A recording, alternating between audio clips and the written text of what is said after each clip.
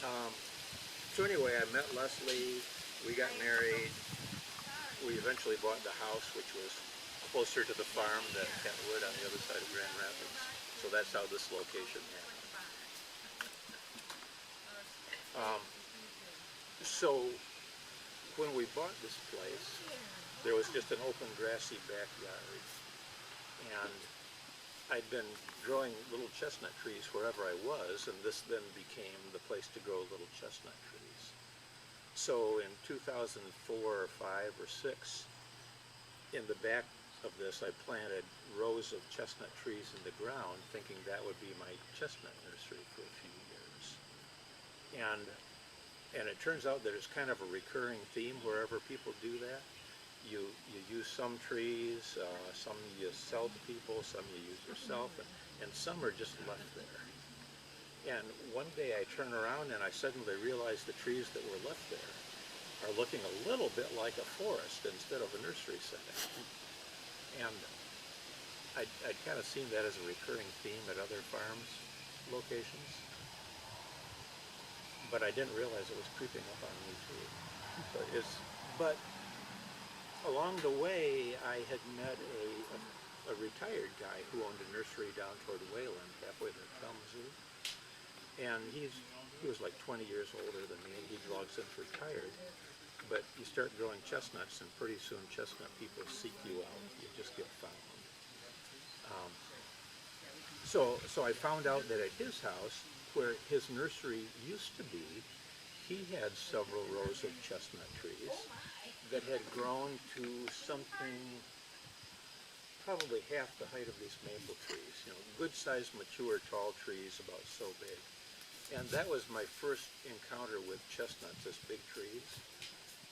And I've been kind of captivated by them. It's kind of magical that there's these trees that just let food happen, and all of nature comes and collects it. And it is a battle between the squirrels and the deer and everything else. Welcome. Thank you. You get the last handout. Okay. We should go print more of these people out at the farm. They're on their way. We knew it was going to happen, didn't we?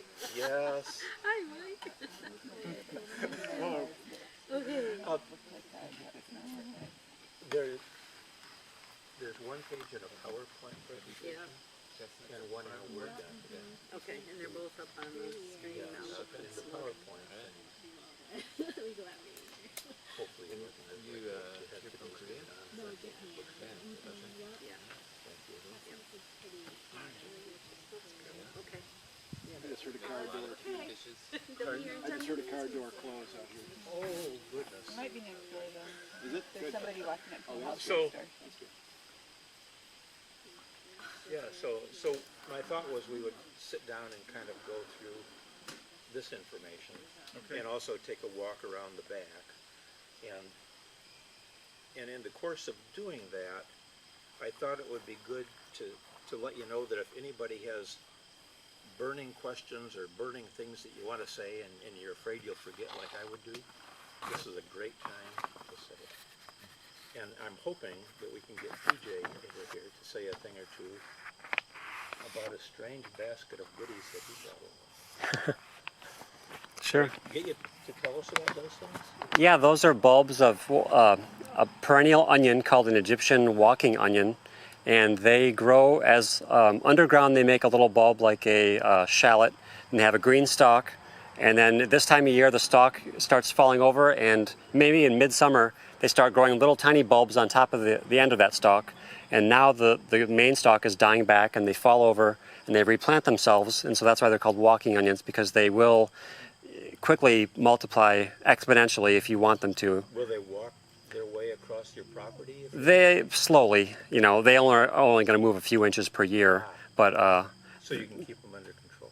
yeah, they're not. I wouldn't call them an invasive at all. I mean, they will grow where you put them, and they'll grow better in garden soil than I had some in my forest garden area, which is poorer soil and not really watered well, and they didn't do as well there. But in a regular garden soil, they'll grow really well, and you'll get nice big bulbs underground and nice bulbils on top. So There's kind of a mix of larger ones and smaller ones, but each one of those little bulbs will make a new plant. So if you take one of those clusters and break it apart, you could have 25 plants from one. And if you grow those for a year in decent soil, you'll have, say next year you could have 25 times 25 of them. So really, it's the gift that keeps on giving. And once you have them growing, you have enough to give away to everyone So that you they meet. belong in that permanent kind of a setting too. Yeah, Just keep- yeah, they're a good understory plant in guilds with other plants. They don't take up a lot of space, not very demanding.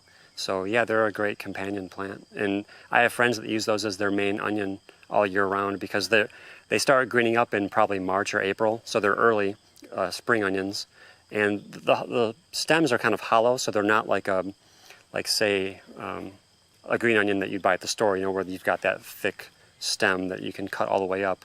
But you can use them as a flavoring or in soup or something. Cooking or? Yeah, raw?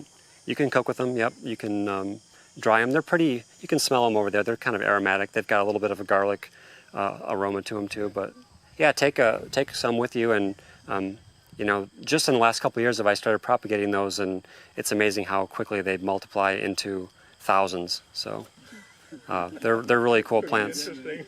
The onions are coming. Would they be somewhat repulsive to deer? I think anything in the allium family is supposed to be repulsive to deer. It wouldn't hurt, I've heard that putting onions and garlic around the base of like peach trees is supposed to help repel the peach tree borers. And I don't know if that really works, but it's worth trying. Yeah, if you suddenly have thousands of them, that could be worth a Yeah, serious try. yeah, Okay, one other question. yep. How do you pronounce your last name? Schmiel. Schmiel. It's a Polish word. I think I heard that name during a Laverne and Shirley song. I think Yeah. so. Yeah. It means hops. It means the plant hops in Really? Polish. Makes probably sense. it. Yeah. Well, Probably it. Yeah. Yeah, they went to a brewery. we're going to keep that in mind. Yeah.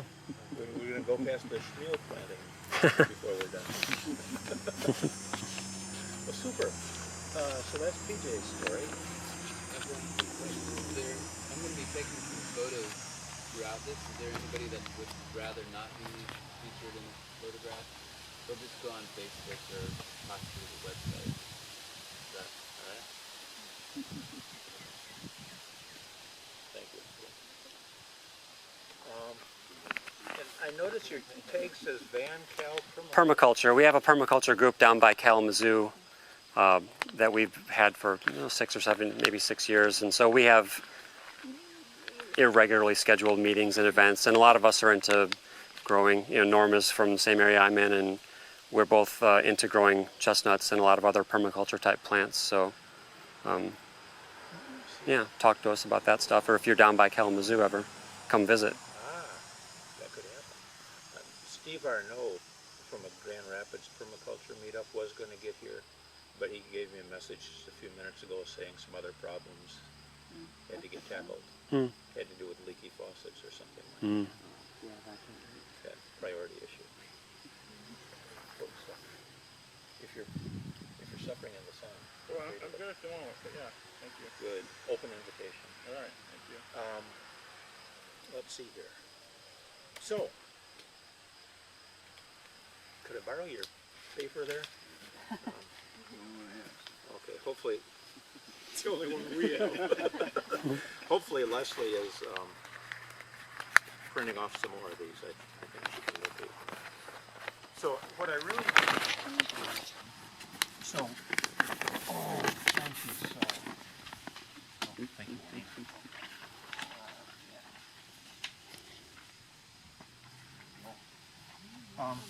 So I've been keeping an eye on people growing chestnuts around Michigan for the last 15 or 20 years. And enough people got started back around 1990 that there were a lot of kind of test orchards that sprouted up all over the state. And within 5 years, a lot of people, those were losing trees and not understanding why. And Michigan State University got kind of pulled into it for support. But they never quite came up with some of the information I really wanted and thought I should have had 20 years ago. So this is my way of trying to fill in that little bit of a gap. And from that experience then of people who've both quit growing chestnuts and people who've been plugging away ferociously and all in between, you start to realize where the trees themselves grow and where they seem not to. And one of the things that happen is when you get a really severe winter and the temperatures get down as low as minus 30 Fahrenheit, which around here may never happen, but you get up toward the central state area and up toward Pellston, you know, kind of central and east and west. That happens sometimes frequently, sometimes every 10 years. And a couple of years ago, temperatures got down to minus 30 one night in that northern area. And one variety of chestnut tree in particular that people had going into commercial plantings kind of like exploded from the inside out. It had moisture accumulating up in the wood of the tree, and when the temperature got down to minus 30, the tree could no longer cope with that, and it froze and expanded, and bark actually got pushed off of the trees. So in the fall, when there were a number of people that realized something was going on, that was referred to as exploding trees. Exploding trees, whatever. Well, it was the colossal variety in particular, and in certain areas that had gotten really cold. So the real story is that we're on the northern edge of chestnuts' natural range, and some types of chestnuts fizzle out a little bit sooner than others. Yeah. Now, when that happened, was that mainly a trunk issue, or did the bark peel away from all the branches as well? It seemed to be the trunk, the lower 4 feet or so. You know, where I'm just wondering if there's something that you could do to maybe just warm the trunk up then. That would allow them to maybe survive that. I'm just, yeah, We're gonna hug the tree. yeah. there's the Well, night. Literally, you know, something with something. Yeah, you know, something to maintain though. my answer would be, boy, that tree is just the wrong one to have in that spot. Right. There are some renditions of chestnut that survive further north in the range than others. And I think a lot of what happens is by trial and error, and people who've had the kindness of making the mistakes a little ahead of us. The goal is to learn not to repeat those mistakes. What type of chestnut do you have? Is it a hybrid or is it? What I have is my original planting was seedling Chinese chestnuts. So I planted 1,000 trees, 1,000 different Chinese chestnut trees. And as we got into the later 90s, people looked at different trees growing in colossal, which is part European and part other. Looked like a good thing for Michigan, so I have some of those. And then eventually other European chestnut cultivars looked attractive, so I've incorporated some of those. So I have an assortment of European chestnut trees. In addition, I've picked up a couple of Japanese chestnut trees along the way, and I've got a couple of American chestnut trees. I spent about 15 years trying to keep as far as possible from American chestnuts for fear they'd bring the blight along, and suddenly that demolishes everything. But eventually I kind of came around to thinking chestnut blight seems to be just in our environment. There's one more thing that's out here drifting in the air. And rather than hoping to never let it on my piece of property, I came around to thinking, well, it's going to be here, and any tree here is going to be exposed to it. And I'll just have to either live with whatever appears, or just keep finding the ones that tend not to have chestnut blight issues, and keep planting those. So I'm not planting American chestnut trees hoping they get sick and inoculate my field with bad fungus. But if they're there and they grow American chestnuts, that's kind of neat. They're another neat piece of the chestnut spectrum. Yeah. With your original seedling Chinese chestnuts, have you top worked those to new varieties, or have you just kind of planted grafted trees out, or? And what was the quality like of your Chinese seedlings? Was it pretty decent? Let me give you the quick summary. I think quick. I planted 1,000 trees in the ground, 20 feet apart, rows 20 feet apart, 20 feet down the rows.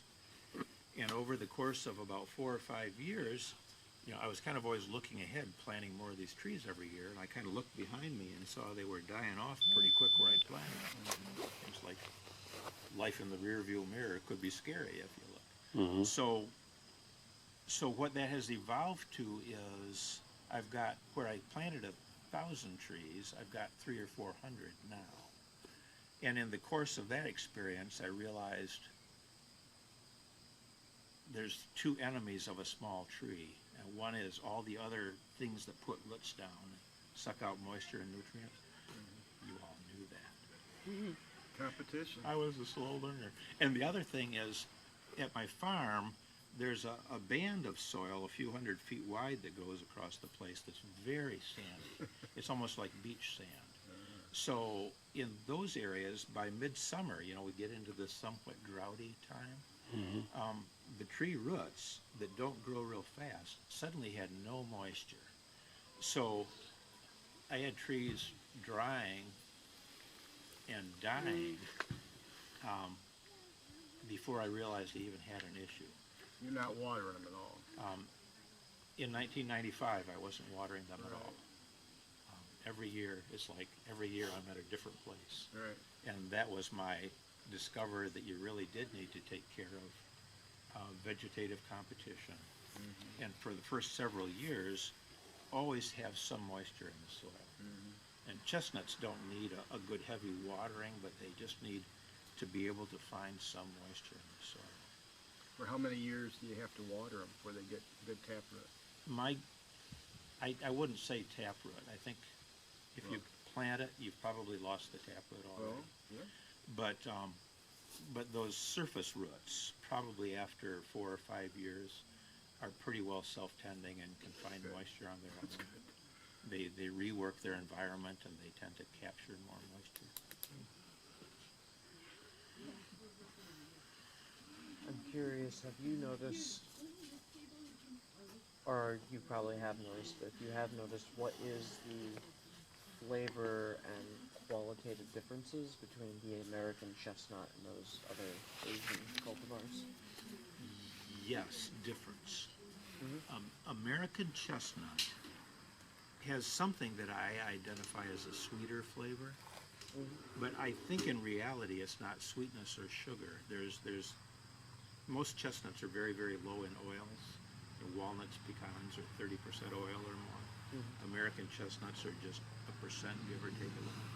But American chestnuts are high in one of the assortment of oils. I want to say linoleic acid. Is that possible? Yep. But it has a component to it that other chestnuts are exceedingly low in. And I think that contributes what is a really unique flavor for American chestnuts. I'm always suspicious, you know, it's like you walk in a grocery store and the big stuff catches your eye. So what's the attraction with an American chestnut that's that big? Or a big one is that big? And it's worth seeking them out if you can. They're around to be found if you scrounge around hard enough. And there really is something uniquely sweet about that. But to go from that to other things, I find European chestnuts typically very bland. Yes. If you look at that big class, kind of bland and mealy. Chinese chestnuts, kind of like picking up a nice potato or a nice carrot. You know, it's a good, crispy vegetable right away.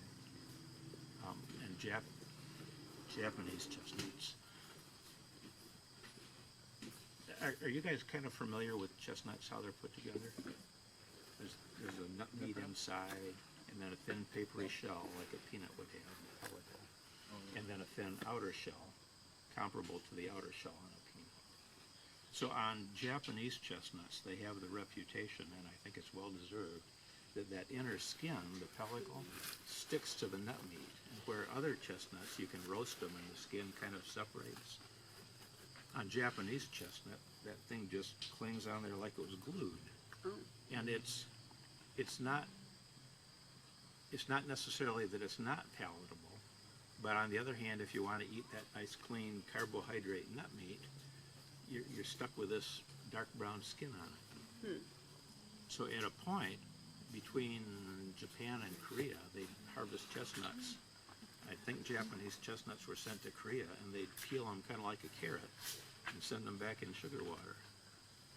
It's a different beastie. But on the other hand, it might taste pretty good once you get your way to the inside. So I've got a couple of trees of those out at the farm, and they're big, beautiful nuts, but they got this peeling thing. So I'm at a bit of a quandary. What are you supposed to do with them? But if you weed it out and throw it away, then it's gone forever. Darn it. So, back to the American chestnuts and their flavor.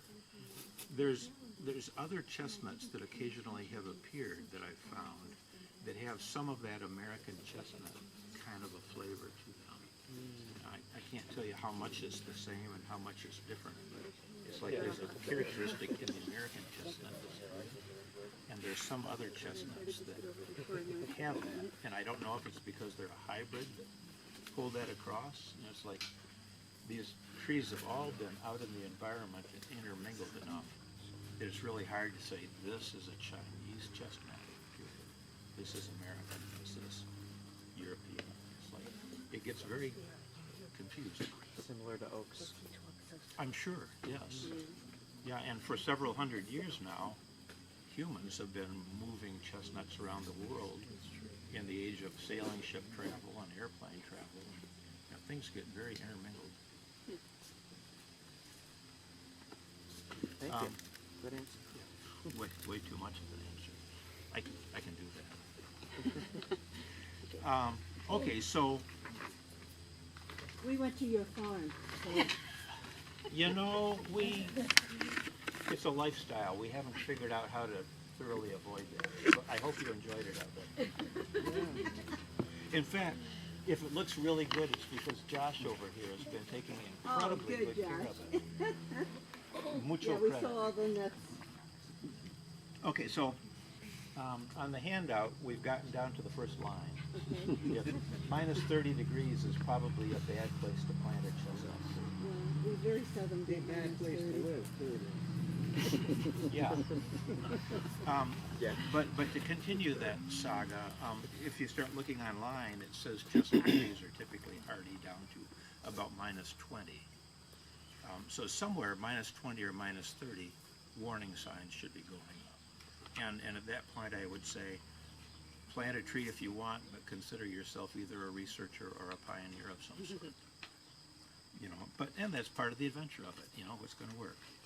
Okay, so the other thing about the trees basically surviving is that they like to grow in a really well-drained soil situation.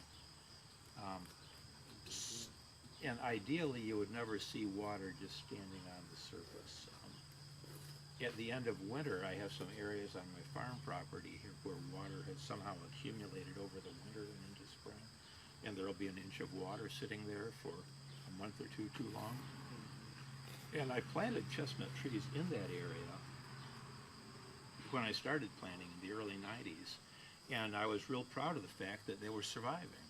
But suddenly in the last couple of years, they've started systematically dying. And it takes a long time for the story to unfold, but the top 5 feet of ground is sandy and porous, and rainwater goes right through. But you dig a hole down 5 feet, and there's a layer of clay, a heavy, solid layer of clay, where water just sits there, and especially over the winter, it kind of accumulates in puddles.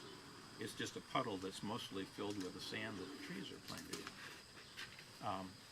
And there's some root rot issues that seem to appear in chestnuts in those conditions. So I'm pretty sure that's what's working through that water situation. So do they prefer clay soil or sandy soil? Sandy and well drained. What kind of a pH are you looking at in the soil? Yeah, page 2. Okay. Looking for 5.5 to 6.5. 5, 6, 5. Yeah, and if you can measure it, control it, or you can know what it is, that's really the sweet spot. But there is a phrase with soils that I thought was kind of strange, but it makes some sense, and that's that, like with peaches, you'd be looking for soil that's well drained, but retentive. What is that? And the answer, my answer, is that sandy or gravelly soils let rainwater come through them quite quickly. But if you're lucky, you've got a layer of soil a few inches or more thick down below that. It's kind of a nice soil that rainwater doesn't go through so quickly. So suddenly down in there, you've got something that slows down that release of moisture but doesn't let it pool like my clay does. And it also carries extra nutrients that plants need, so they can put their roots down there, get good nutrients that the sand doesn't give them. Is there any kind of wild tree here that would be an indicator of that, you know, is doing well in an environment, that if it's doing well there, a chestnut would do well there too? Yes. And it's not quite a wild tree, but if a peach tree will grow there and thrive and produce, you don't need to think about it anymore. Peach trees like that whole scenario, well drained, moisture available. And the other nice thing about peaches is that they like to live in a range of temperatures where they can flower in the springtime and then grow nicely and fruit midsummer. And if you put a chestnut in that whole scenario, it will just think it's right at home. I don't quite have that scenario. In fact, straight back here another 50 feet, there's a little peach tree, Red Haven peach. And it likes this ground, this well-drained sandy ground. It's great. This ground gets dry through the summer, but I don't really have to irrigate that tree. But okay, this is timely. In the springtime, as temperatures begin to warm up, a couple of things happen. One is just the general range of temperatures, lows and highs over the day, kind of swing up and down. And the other is we begin gradually accumulating a certain amount of warmth going through the growing season. And with, let's see here, there's a measure of accumulated warmth called growing degree days. Is that kind of a comfortable thing? And there's different ways of calculating that, but if you look at growing degree days that are accumulating above 50 degrees, that's what really gets chestnut trees growing and coming to life. And the typical measure, based on my own experience, is that when the growing degree days above 50 get up to 200, which is usually the first week in May around here, the chestnut trees start opening their buds into small leaves. And that active growth is beginning at that point.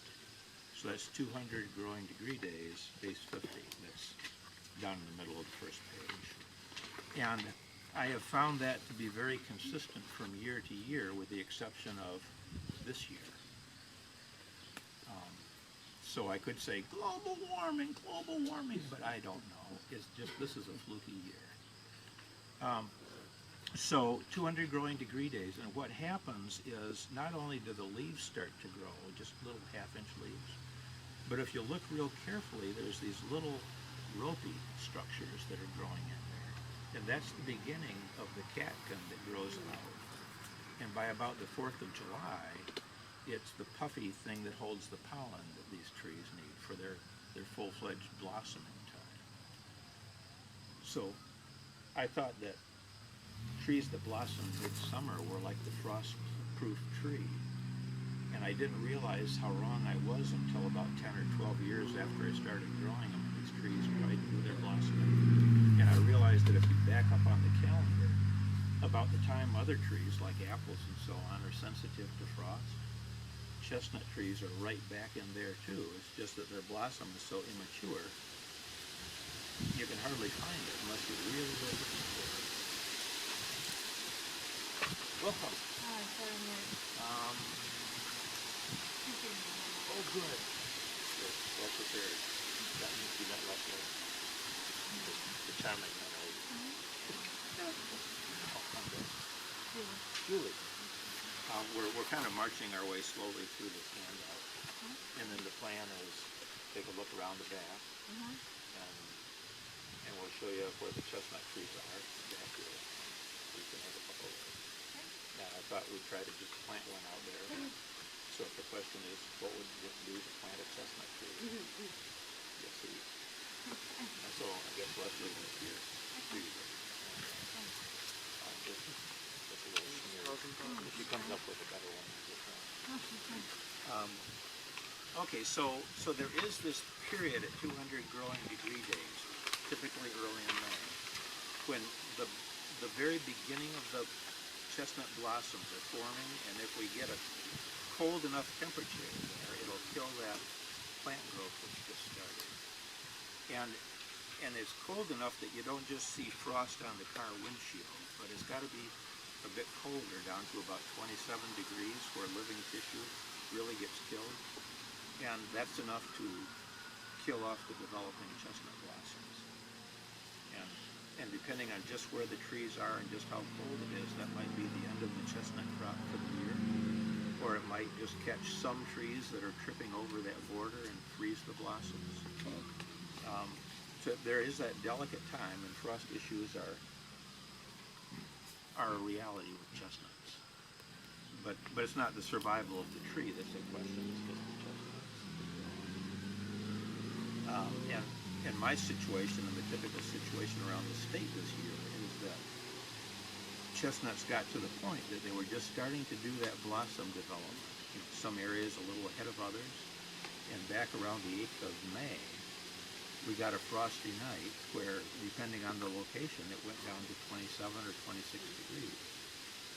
And it appears to me that out at our farm, some of the varieties of trees were starting to develop those blossoms, and it got cold enough that you look now and there's no chestnuts happening. Yet other chestnut trees out there, you look at them and you see this big crop of chestnuts happening. And I think they were coming along just enough later that when the bad frost happened, they were still cold protected and hadn't started opening those blossoms. But when it comes to varieties and exactly where those sensitivities are, apple people would tell you like every temperature and every variety probably. Chestnut people mostly wouldn't even think there was an issue. They had more of a stun method of growing, Yes. which is sheer total utter neglect, proposed by Mark Shepard. Well, you know, in the world of permaculture, if your goal is to put trees out there and let the survivors go, that might be what you want to do. But I think doing that in an informed way is probably a good thing. So you know that some are going to be ahead of others. And if you're inclined to, if you're one of those people that gets into the details, there's words for that, detail person. You know, you might want to keep an eye on those things happening as you go through the season. And to my mind, it just gives me more of an appreciation for just where the season is and how it's progressing. And, you know, that's kind of like the orchard-oriented person coming out. But this year, to get on this year compared to others, by the beginning of March, when usually these growing degree days and seasonal warmth adds up, this year, or typically we have just about none of that accumulated warmth by the beginning of March. But this year, in our area, we'd added up to 15 growing degree days. And maybe I'd seen one or two before that. So somehow there was a little more late winter, real early season warmth. And the rest of the season did not warm up at a crazy pace. We just had this early warmth. And if you look, if I look at what the chestnut trees were doing around that first frost time, this leaf development and flower development was happening earlier. Earlier than my 200 growing degree day number. You're not only earlier in the year, but earlier in how much warmth had accumulated. And the only difference I could see is that it got warmer back in January and February than normal. That's true. And at that point, I just make a note in my notebook and say, if you ever see this again, keep your eyes open. You know, it's like,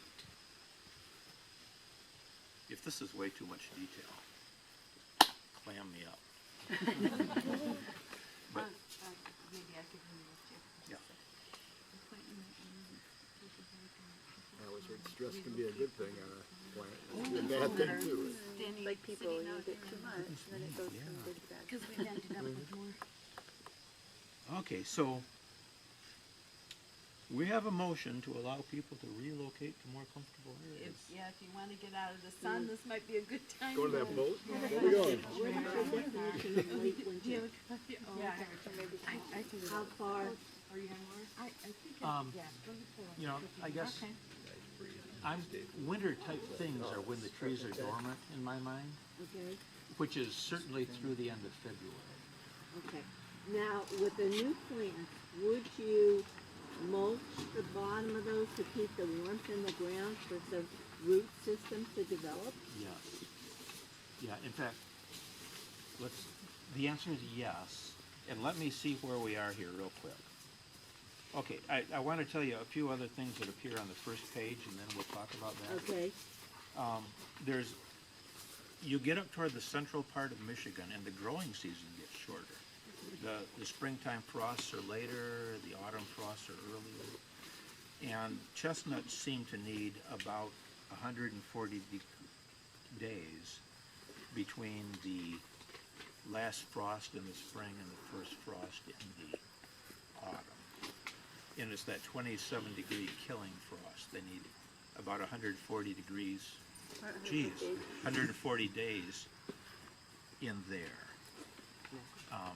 And at a point there, some varieties of chestnuts might make do in a little bit shorter season. Some definitely want a longer season. But there's a point in there where you say if it's that or less, you're off in that pioneer area again. Now for permaculture, putting trees into a planting to see how they go. For chestnuts into this country.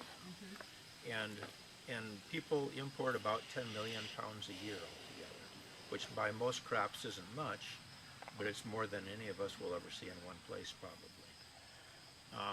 And what gets imported seems to be two classes. One is some European people know that there's really a market for premium chestnuts in this country, and those get sent over here. And other people know that these Americans don't have a clue about chestnuts, and they'll eat anything. That's true. And a lot of those get sent over here. And in particular, some of those bad nuts might find their way into your local stores. And part of what made me feel good about growing chestnuts is I saw what they were selling in some of the local stores.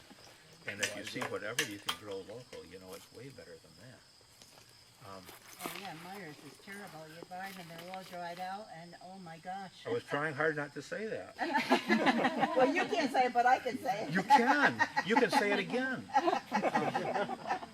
But here was the deal. We were buying chestnuts at Myers, our neighborhood Myers, 3, 4, 10 years ago for $3 a pound or something. And a third of them would be moldy, and a third of them would be, you know, Dried out. yeah, dried out or something, and a third would be edible. So we were paying $9 a pound for edible chestnuts. Shucks. I'd feel bad if I charged somebody $9 a pound for edible chestnuts. Yeah. That's my problem as an orchard grower. You was saying, like, Myers, you know, we roasted them different ways, you know, in an oven, I got a fireplace, I put them along the top, you know, and things like that.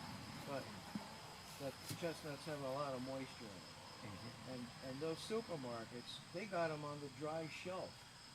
And they're by the time they market them, even, you know, they're all dried out. It's a real battle to educate those people and get them to adapt to a certain way of handling a certain produce that they're not familiar with. It's a real struggle. And Myers and other large chains have been a problem, yes. So once the chestnut is dried out, there's no salvaging it?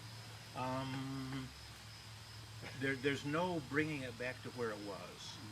You know, it's like taking a plum and drying it out. You're never going to get back to where it was.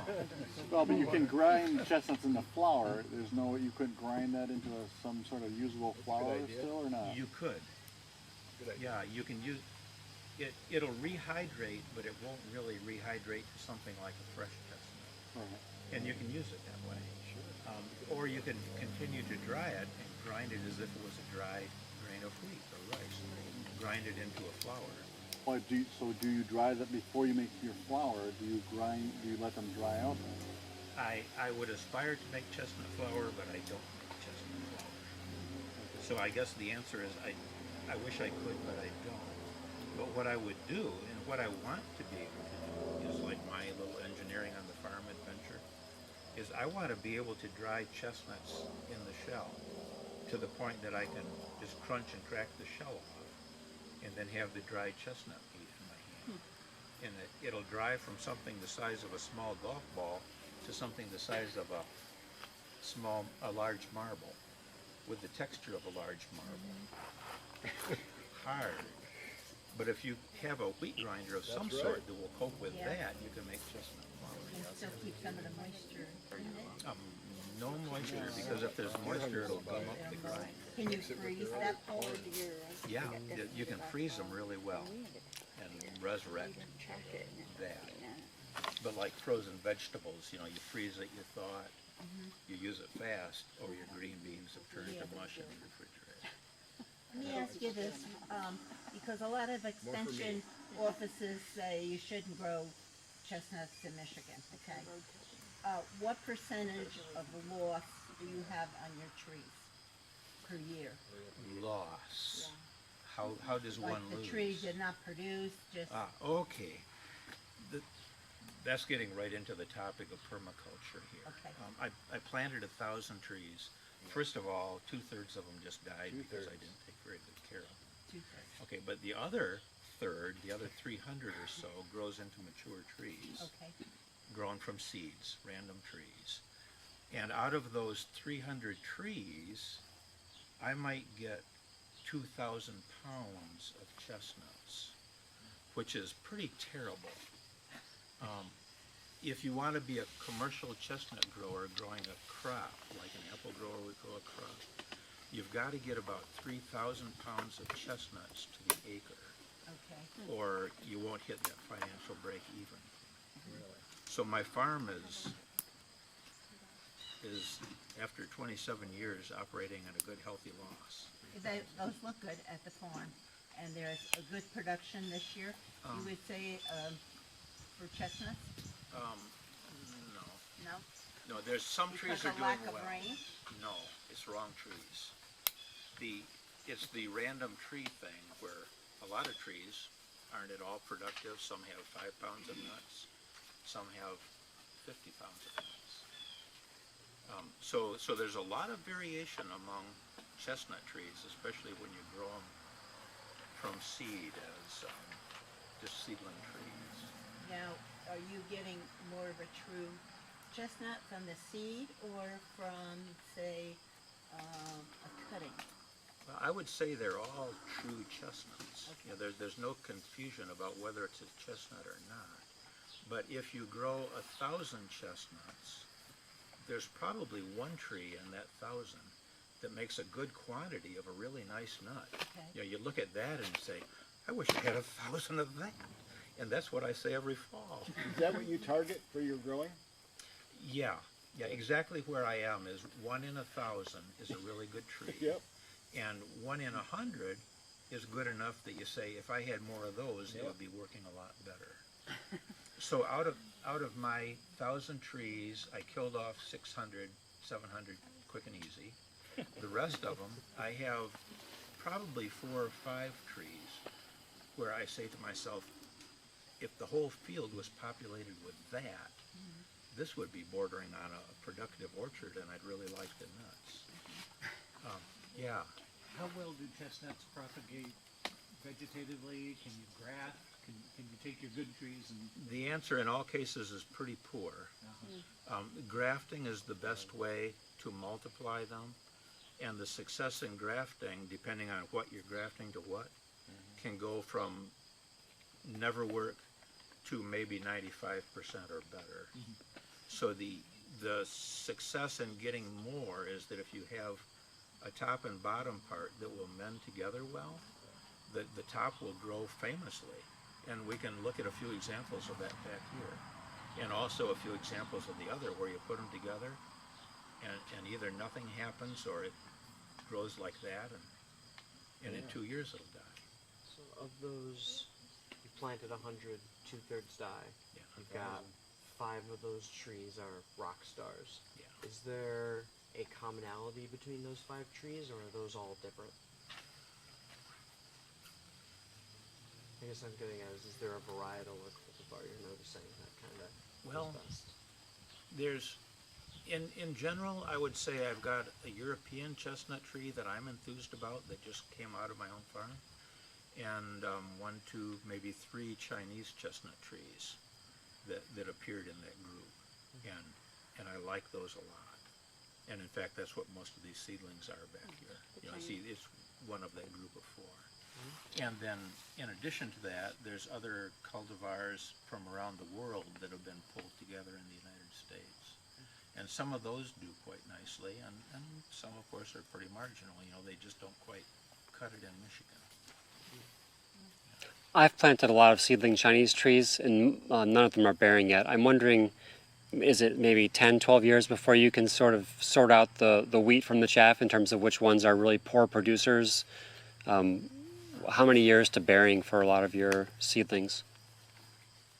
There's a great little article from Phil Reuter that I ought to get a copy of to you. So we got to hold my feet to the fire to do that. But if you plant a field full of trees like I did, some of those trees started to produce nuts within about 6 years.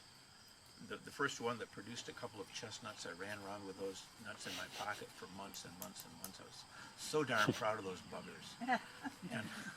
And not only did it produce nuts early, but in the long run, it's produced a lot of nuts, and they're really good tasting ones.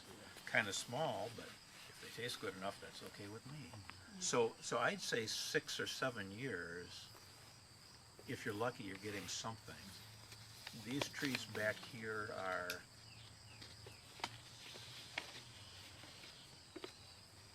probably about 10 years old. Quite a few of them have been grafted. So instead of a young tree, I have a little old tree. You know, so it's kind of like I no longer have a young tree growing up. I've got an old tree that You've top worked. yeah, top worked. And they'll start producing quite quickly in that situation. I'm trying to think of, I do have some seedling trees that have been productive back here for maybe 3 years.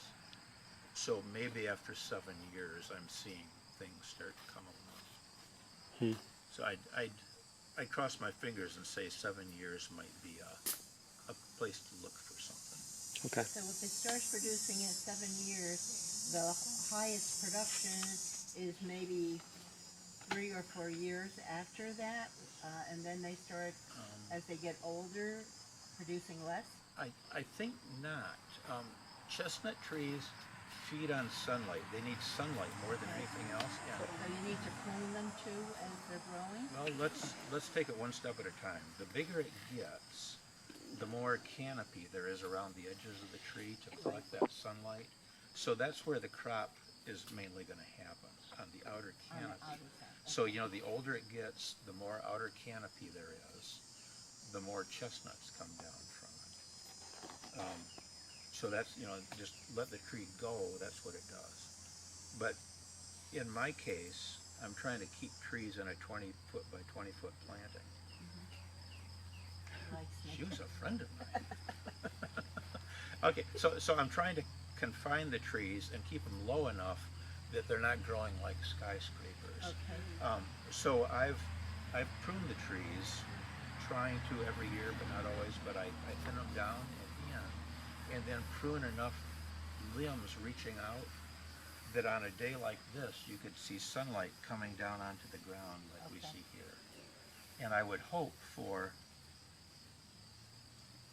a little bit, well, sunlight like I see here. I'm seeing quite a bit of sun in front of me. You know, it's like there has to be that much light going into the tree to give the whole tree the signal that it wants to grow that nut crop. Now, in the permaculture setting, you may or may not worry about that, but in the orchard setting, if you're going to get an acre as productive as you can, you ask yourself how much effort you can put into doing that. So that's kind of the orchard side. So these are all basically standard trees. There's no thing as a semi-dwarf chestnut? Yeah, it'd be like looking at standard apple trees. Okay. People keep wanting to find dwarf or semi-dwarf chestnut trees, and I think it's still, Too early. yeah, keep your eyes open, but It's like when people ask for dwarf pear trees, and then you get them, and it's not gonna happen. yeah, yep, I don't think people are even trying to, yeah, yep. There are a couple of species. The chinkapin chestnuts are more of a small tree or a bush form, but they have really small nuts on them, and I don't know about the quality of the nuts. Okay, yeah, and then to take it one step further, someone might say, boy, you could get one of those odd chestnuts that's small by nature Yeah. and graft a big chestnut tree on top of it. And then maybe that would be small too. Yeah, develop a new cultivar. I've got one of those back there. So a friend of mine, chestnut grower, found out about dwarf Korean chestnut trees. Gotta get some, gotta try it. So I'll try anything. So I took some of his trees too, and I grew them, and I grafted something else on top of it. And that's now all of 3 feet tall. And you know, we'll watch it for another 20 years and see what happens. Yeah. There's the thing I have fallen into is that as I started growing chestnuts, every year was a new adventure, and it was like, this is experiment and research over and over. And after 10 or 15 years, I realized at a point you got to quit doing that, and you've got to, if it's going to work like a farm, it's got to be producing nuts. Right. So I'm trying hard to do that. So I'm actually systematically removing pieces of my orchard and replanting it into rows that I hope will be the productive trees, the more productive. But I've kind of forced to realize that I feel like I have to keep on experimenting and trying to find other varieties or other ways of doing it. It's like maybe I could be 80% production, but 20% has to be research, and that's where the fun is. Yeah. But that's kind of the permaculture-oriented thing too. You know, if these trees grow back here forever, and I have other stuff growing with them, that's kind of like the treasure. Gosh, I want to go see the treasure. Let's see what we haven't covered. Okay, with European, Chinese, and Colosso, where are you leaning to as far as your most production is? Quantity of production it's got to be coming out of the European chestnut trees at this point. Colossal is the most productive seen in the state. Okay. Has issues, but if you want pounds of nuts, that's where the pounds of nuts are. Is there a difference in the taste between the Colosso and the European? It's somewhere in the European chestnut range. You know, rather than 4 things, American, European, Chinese, Japanese, it's like each of these covers a broad spectrum. There's American up here, and Chinese, European, you know, wide range of flavor and growth characteristics. Now, would you separate them in different fields? Yeah, physically, what I'm doing is I rework my farm. Yeah. Is one side of the driveway is going to become the Chinese side. The other side is going to become the European chestnut side. So I'm separating with a driveway. There's an issue with Chinese chestnuts, some Chinese chestnuts, pollinating some European chestnuts, where the pollen causes some issue and that nut doesn't develop well. It's like you're growing a rotted chestnut. Roast one, eat it. Don't want to do that again. So that's referred to as internal kernel breakdown. But it appears to me that the problem is more specific than Chinese chestnut and European chestnut. It's certain varieties of Chinese chestnut, certain varieties of European chestnut. When they get together, it's not a happy outcome. Are they all along the same hardiness zones? Chinese chestnuts are a little more hardy than the European chestnuts. Okay. So in terms of the most hardy, the American chestnuts are probably the most hardy. Okay. They'll grow up in the Cadillac area quite successfully. But then Chinese chestnuts would come after that. Okay. And then European chestnuts. And I'm not sure where Japanese chestnuts fall. They're a little bit of a mystery to me. And you kind of rank the sweetness in that order as well. You said American, Yeah, American have Chinese this and then sweet European. flavor. Yeah, that's right. Now, do you sell all three or four varieties? We don't have American chestnuts producing nuts, but we do have Chinese chestnuts, European chestnuts, two Japanese chestnuts. Do your consumers seek out any particular trees or strains or varieties? Or do you sell them mixed? Yes, indeed. Ready for this? Out at the farm in harvest season, we have three pretty equal groups of people that appear out there. The Americans, Asians, Japan, Korea, China, but also down into Vietnam, a pretty broad look at Asia. And then Europeans, which is largely Eastern Europeans in this area. There's quite an Eastern European population in Grand Rapids. So it's like a third, a third, a third. And Americans typically come down the driveway and they say, I've heard the song, but never seen one before. So, you start from there. And the Asians, for the most part, have grown up around chestnuts, and they come over here and they're missing. So it's really good to find them someplace. And the Eastern Europeans, Bosnians and so on, they come out, and they halfway down the driveway, they're out and climbing the trees, ready to shake the little daylights out. They know what they are and where they are and how they're going to get them. So we can learn from them, huh? Well, I would hope not.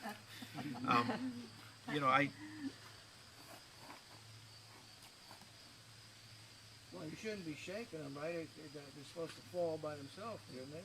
I'm trying to get back to where the question was first. The question was people, customers, and varieties.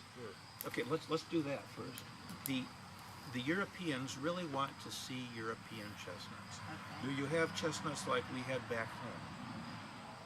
Yes, they want to go see them. And typically the Chinese, Korean, maybe Japanese idea is we want to see chestnuts like we had back home. Am I close? Small, maybe? But, okay, you can go see them, okay. And the Chinese, there's Chinese chestnuts, that's good. But then anybody goes out in the field and you hang around chestnuts a while and you find out that people grab a chestnut, just gnaw right through it. I wouldn't do that. Or they might peel it and taste it. And for the most part, people gravitate toward the Chinese chestnuts. There'll be people who want to scarf up the biggest, which typically means the European or Japanese chestnuts. But if I'm to look at a big general rule, I think the fact that Chinese chestnuts are really edible as soon as they fall from the tree is just phenomenal. Where the European chestnuts, if you pick it up just after it falls from the tree, peel it, eat it, not palatable. It's typically kind of a high tannin thing, I think. There's something in there where if you keep it around a few weeks, whether it's at room temperature or in the refrigerator, a few weeks somehow changes what's going on in the nut. And it takes up a much sweeter flavor. It kind of becomes what a chestnut ought to be, what a Chinese chestnut was 2 weeks ago. But in terms of cultivars, I don't think we have very few people coming to the farm who would call out a cultivar by name. Although there's this one little tree that started being productive real early for me that I have planted into a row. And there's people that'll come back year after year and they're going to those trees. They don't know the name that I have for it, but by golly, they know the row and they know what it looks like and they know the flavor. And I've got another friend who grows chestnuts up by Grant, and he's had a similar experience. There's a certain chestnut tree he has that he's grafted through his field. And people come and by golly, they want those. Where's he growing, right? At Grant? Yeah. He started with Chinese chestnuts back around 1990 or the late 80s. And he has some European chestnuts in there as well. And have any of you been up to Manistee at their Christmas festival and had chestnuts up there? No? That's almost unusual. There's a lot of people that have been up there for the party they have early in December. And they have big tubs roasting chestnuts on the street. And they come from the guy up at Grant, and one of his trees in particular. What is Manistee? Is that a city? Yeah, it's a city 100 miles up the lake shore. Oh! It should be on your list of ought to go there. Yeah, so I was very excited. In December. I would expect it in the first weekend in December, probably. Alrighty. Excellent news. You know, if that's a time of the year when I'm pretty well overloaded on chestnuts. Last thing I want to do is see another chestnut in December. Absolutely. Well, you have to get a wagon and roast them and sell them up there. There we go. I don't want They to do that in New York, you know, and they attract a lot of people. Well, the city or a group in the city buys these chestnuts and they roast them at 3 or 4 locations and just hand them out. You know, it's like Well, it's they part don't of the hand them out in community. New York, they sell them. Yeah, we're slow out here. It's a matter of time for Manistee. But you know, to promote the wrong guy, if in Yeah, chestnut right, harvest next week, season though. on the weekend, you want to go adventuring with chestnuts, go up just the other side of Grant and find Bruce Smith. You go up Alpine Avenue, and his field's about a mile north of town. He's got a chestnut sign that looks like a small billboard. You just ought to meet him in your lifetime. He's 86, so go this year. Yeah.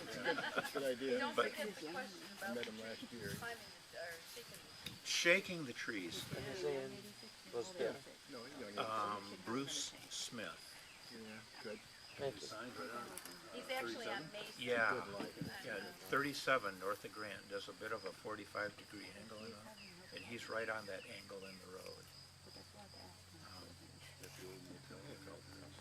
I believe there was a motel right through that stretch. Be on the lookout for it. If you need, I'll put it on a map for you if it need be. Okay, so harvest season at the farm really means trying to let the nuts ripen in the tree. And I would hope that the burr opens up in the tree and the nut just falls to the ground when the tree says it is fully ripe. So I like to think of you-pick, meaning people go around and they pick up these just fallen nuts off the ground. Sometimes the whole burr falls down with a nut inside, and then you got to kind of use your feet to pull it apart, pick it out carefully so you don't poke your fingers on those things. Now, will you do a U-pick in September, October at the At our farm? farm, yes. And it'll probably be roughly the last week of September and first 2 weeks in October. A week or so before that, if Leslie has your mailing address, she'll send you a card.